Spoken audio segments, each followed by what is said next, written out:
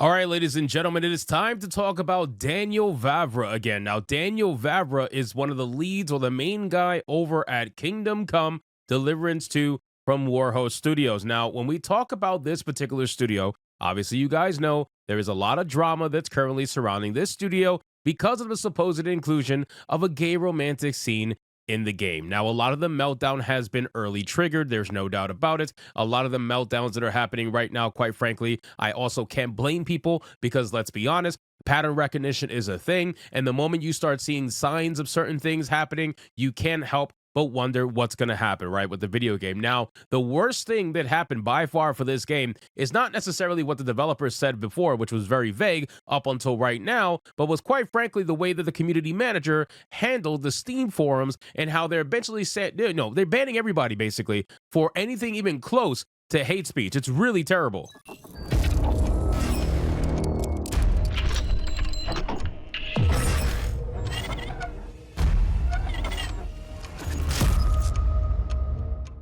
So now that brings us to here, where we have Daniel Vavra over on his Facebook page giving an official response over what's happening, and he still is vague. It's so terrible. I'm telling you, I hate the fact that he is unbelievably vague. He's talking like a politician, and it really is only making things worse. I feel like this is something that should have been answered so easily, but the fact that he cannot answer it very easily tells me that we probably are going to have some sort of an issue here. But again, I hope I am wrong. But let's get into his actual response. But before we do, if you are new here, just consider hitting that subscribe button. I will greatly appreciate it, and like the video to push us out into that YouTube algorithm. Now, the headline reads, so after leftists cursing me at Nazis for 10 years, now Nazis cursing me at Jews because Saudi Arabia might want to ban KCD because of the homosexual scene. So apparently he is confirming here that there is indeed a homosexual scene. What that refers to, I have no idea because he's extremely vague. He's not telling us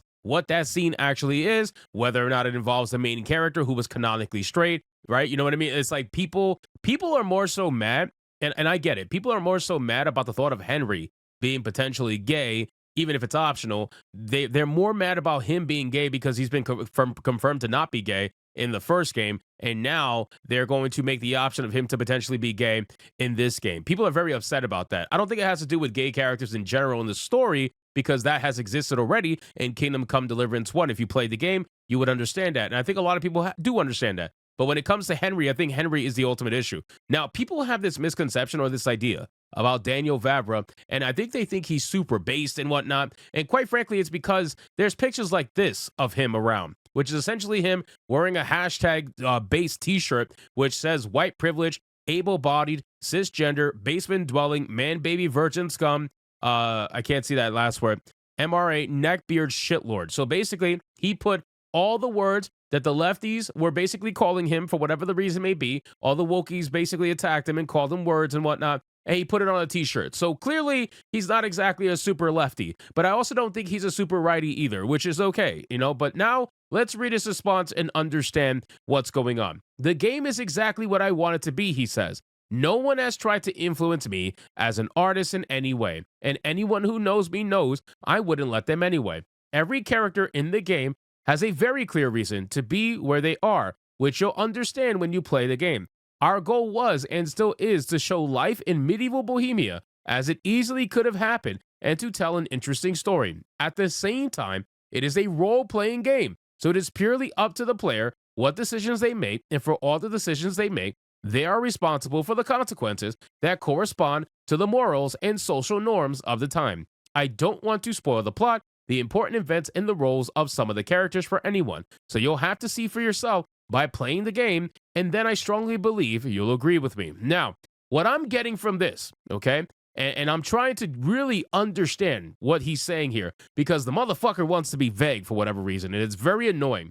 But from what I'm understanding here, most of the information and the important info is in the third paragraph. If you read the third paragraph about him talking about it's a role-playing game, that tells me, the fact that he put it in all caps, that it confirms that there is going to be options for gay relationships in the game for the main character. So for those of you who are angry over Henry potentially being gay now or having the ability to be gay, that's what it seems like is going to happen. Okay, that's number one.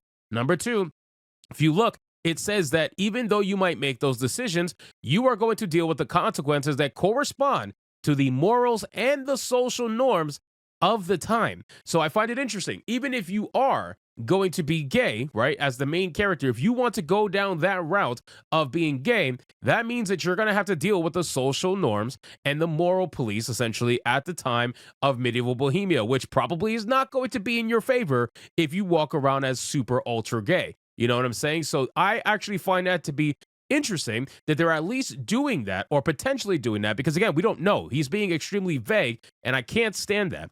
Number two, overall, it seems like he's very focused on trying to bring actual medieval Bohemia to life. Now, a lot of people are talking about the black character that's in the game that's been screenshotted and going around like crazy when there clearly wasn't any real black people over at medieval Bohemia. But apparently he has an answer for that too, or that we're going to cover in another video. Actually, I don't even think it's him. I think there are people spreading rumors about interviewing other people tied to the team that have explained the black character in the game. But I'm going to do a separate video on that because that'll take too long for this video.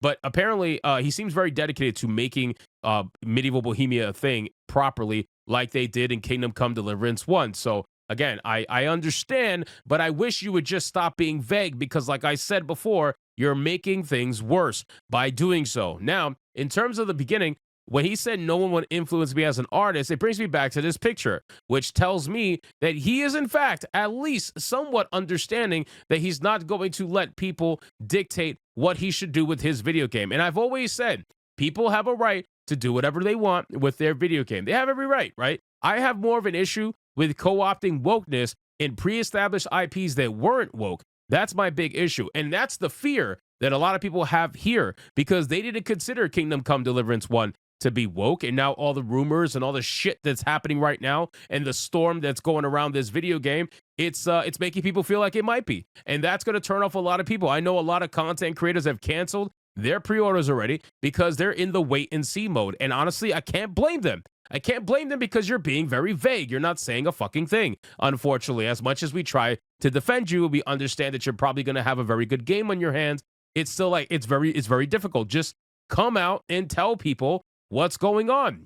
You don't have to spoil anything. Just tell people what's going on. So people are going to say, well, he basically confirms it here. How he says that there is going to be a gay scene in the game. If you look up here because of the homosexual scene, he says right here in the headline. So it pretty much tells you everything you need to know. So ultimately, ladies and gentlemen, at this point in time, I'm also in the wait and see mode now. I think at this point, the fact that he's being extremely vague, the fact that I think people are over relying on his past, right, with this picture and everything, I really am in the wait and see mode. I am going to obviously play the game. I'm going to play the game because I have to. I'm a game reviewer. I want to showcase the game to people on my secondary channel, Hypnotic Live. They are looking to me. They're asking me to showcase the game so they can decide whether or not they want to play it. But as of right now, if I was just a regular consumer, I would also be in the wait and see mode. I would be in the point where I would be waiting to watch whoever my favorite YouTuber is or a reviewer that I trust, whoever that might be. I would be doing that because at this point now, I think we have enough information to cause, the red flags of concern at this point, which I'm hoping still is wrong. That's what I'm truly hoping for because I love the first game. Kingdom Come Deliverance 2 was an incredible fucking RPG, and I'm hoping the second game is everything like that and more. So anyway, guys, thank you so much for watching this video. Hope you did enjoy it. If you did, consider leaving me a subscribe. I will greatly appreciate it. Don't forget to like the video, comment, let me know what you thought, and I'll see you guys on the next one. Hypnotic out.